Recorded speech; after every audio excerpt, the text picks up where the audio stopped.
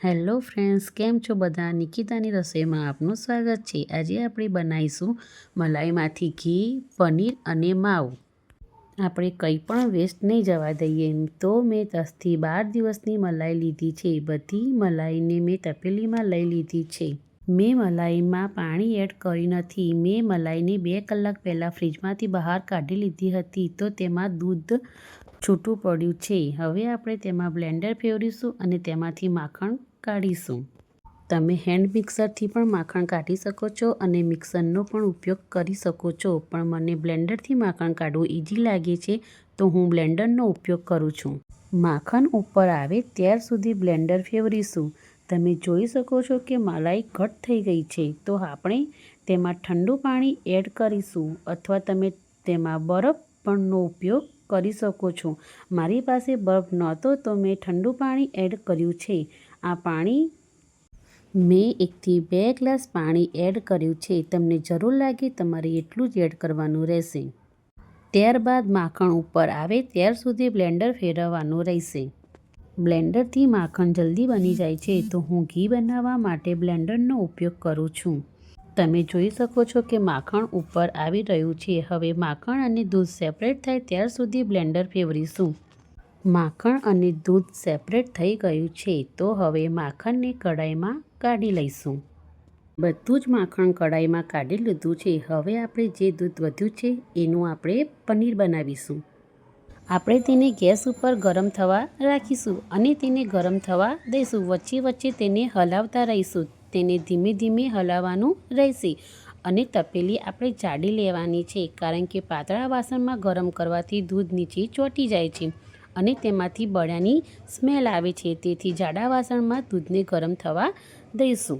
હવે મેં એક વાડકીમાં 2 ચમચી વિનેગર લીધું છે અને તેમાં 4 થી 5 ચમચી પાણી લીધું છે। દૂધ ગરમ થયા પછી તેમાં થોડું થોડું એડ કરતા રહીશું અને તેને ધીમે ધીમે વચ્ચે વચ્ચે હલાવતા રહીશું। મેં આ પનીર મલાઈમાંથી બનાવ્યું છે, તો આ પનીરમાં બિલકુલ ફેટ નથી। આ પનીરને તમે વેટ લોસની વાનગી બનાવવામાં પણ યુઝ કરી શકો છો। જે લોકો વેટ લોસ કરે છે તેમના માટે આ પનીર બેસ્ટ છે, કેમ કે આ પનીરમાં મલાઈનો ભાગ રહેતો નથી, પણ આ પનીરનો સ્વાદ તેના જેવો જ રહે છે અને બજારમાં મળે તેવું જ સોફ્ટ પનીર બને છે। એકવાર જરૂર ટ્રાય કરજો। હવે આપણું પનીર થઈ ગયું છે। આપણે તેને એક કપડામાં કાઢી લઈશું અને તેમાં રહેલું બધું પાણી કાઢી દઈશું।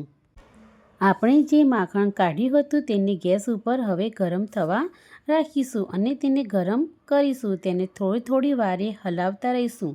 તમારી પાસે ટાઈમ હોય તો તમે ફૂલ તાપે ગેસ રાખીને હલાવતા રહીને તેને જલ્દીથી ઘી બનાવી શકો છો, અને જો તમારી પાસે ટાઈમ ના હોય તો તમે ધીમા તાપે ઘી રાખી વચ્ચે વચ્ચે હલાવવાનું રહેશે।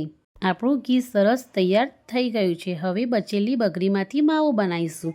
માવો બનાવવા માટે મેં એક કડાઈમાં બગરી લીધી છે, તેમાં 2 થી 3 ચમચી ખાંડ એડ કરીશું। પછી આપણે તેમાં અડધી વાડકી જેટલું દૂધ એડ કરીશું અને તેને સતત હલાવતા રહીશું અને એને ધીમા તાપે થવા દઈશું। મેં જે દૂધ એડ કર્યું છે તે દૂધ મેં ગરમ કરીને એડ કર્યું છે। કાચું દૂધ એડ કરવાથી દૂધ ફાટી જતું હોય છે। આપણે તેને સતત હલાવતા રહીશું। પછી તેમાંથી ઘી છૂટશે। ઘી છૂટ્યા બાદ થોડીવાર રાખીને પછી આપણે તેને એક પ્લેટમાં કાઢી લઈશું। આ માવો બજારમાં જેવો માવો મળે છે તેવો જ બને છે અને સ્વાદમાં પણ તેના જેવો જ લાગે છે। તમે જરૂરથી ટ્રાય કરજો।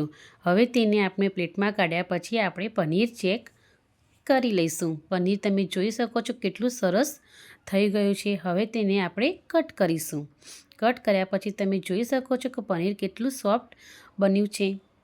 તમે જોઈ શકો છો આપણે મલાઈમાંથી ઘી, પનીર અને માવો બનાવ્યો છે। મારી રેસીપી તમને ગમી હોય તો મારી રેસીપીને લાઇક, શેર અને સબસ્ક્રાઈબ કરવાનું ભૂલતા નહીં।